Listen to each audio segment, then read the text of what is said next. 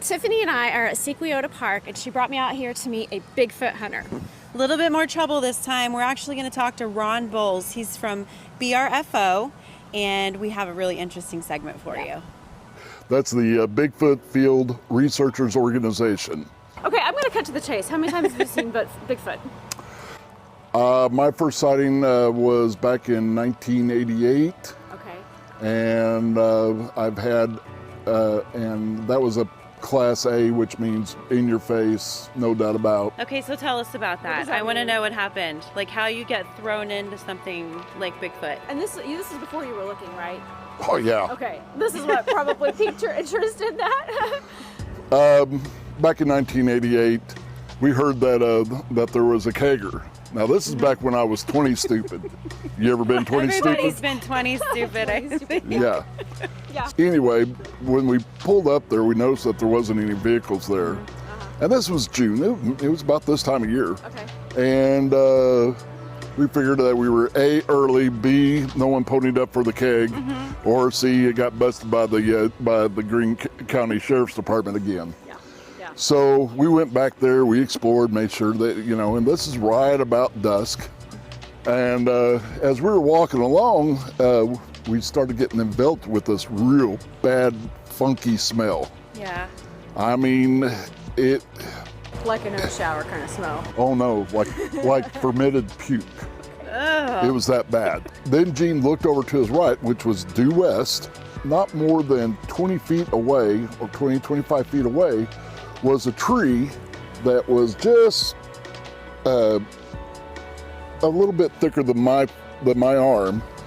And behind this tree was this large, furry, conical shaped creature doing this number behind the tree at us. Okay, and so it was dusk, but there was enough light coming off. mind you that we were looking due west. Okay. So the sunlight was literally right behind. Yeah. Okay, so it was more of a dark, like, could you see a It was face? no, couldn't see the face. Okay. We could make out the head, but not the face, the shoulders, See the hair coming off. the hair, Yeah.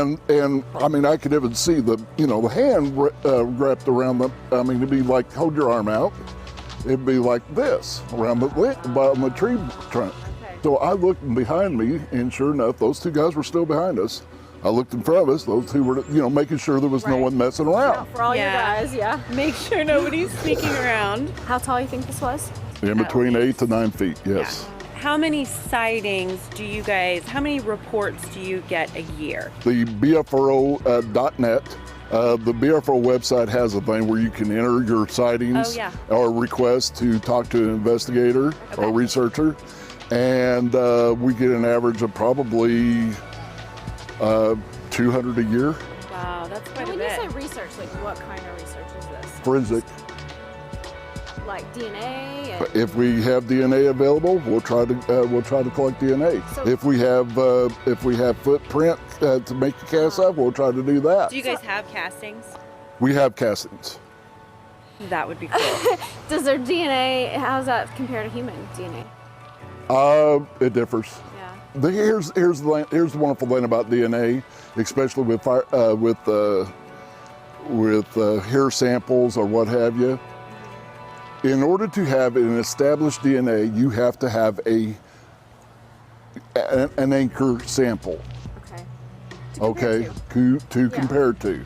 Sure. So anytime there has been DNA or some kind of sample, hair sample, what have you, usually what it comes back is unknown primate. When everything that is possible is explained away, only then can we look to the impossible. So what kind of reaction do you get from people? I mean, do people recognize you? I know you've been on like Animal Planet and some different things like that. Do people recognize that about you? And Some people do. What kind of reaction do you get? Of course, I catch a lot of help from people that are friends with me or at work, But the thing is, they know that when it comes to certain things, I'm pretty no nonsense. We're constantly discovering new things and so you really can't rule it. I mean, it would be hard to rule out Bigfoot, I would think. Well, and to say that we've discovered everything in this wild world, I think it would be very arrogant of mankind to believe that they have discovered everything that this God's green earth has to offer. If you have any Bigfoot stories you want to share with me, you can message me on Facebook, Cami Jenkins Actress, or if there's anything else in this area that you think that we need to investigate, please let me know.